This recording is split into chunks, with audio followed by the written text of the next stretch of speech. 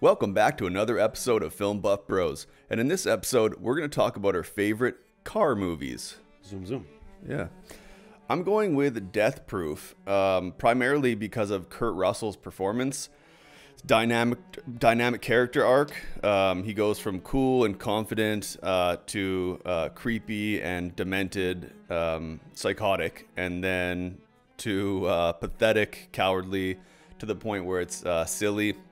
Amazing cinematography, especially in the chase scenes, and perfectly applied score and soundtrack, par for the course for Tarantino. Yeah, a couple scenes I really like in the movie. One's not car related, but where he's eating the nachos in the bar.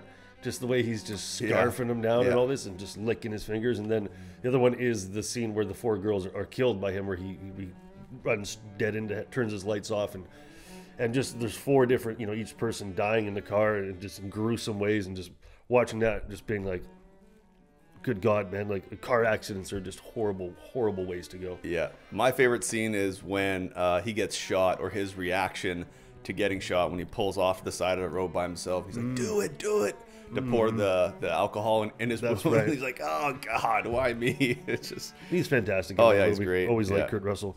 I'm picking John Carpenter's Christine.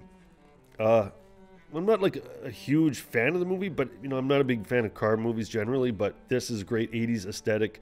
The music by John Carpenter, the score by John Carpenter, soundtrack is really great. Starts off with Bad to the Bone as the car is being made in the assembly line.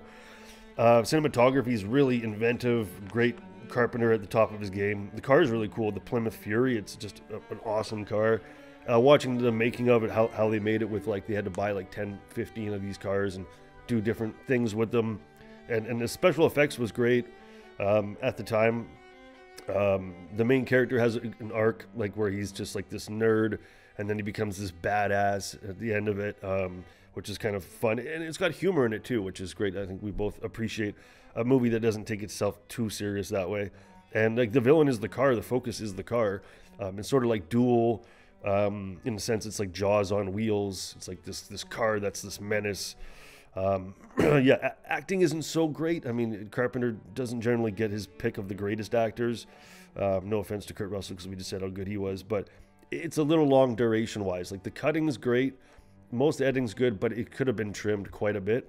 But I do think it gets shitted on too much, and I think even Carpenter like shits on that movie himself too much because it was a studio movie. But I think it's a fun movie. Could have been trimmed down more, but if you like cars, I think it's a pretty cool movie. Yeah. Yeah. Well, from what I recall, the ending too, like, it's implied that car is going to get another owner, and like the same thing is going to happen. Like, the car owner essentially gets possessed by the car, right? Yeah. Exactly. Yeah.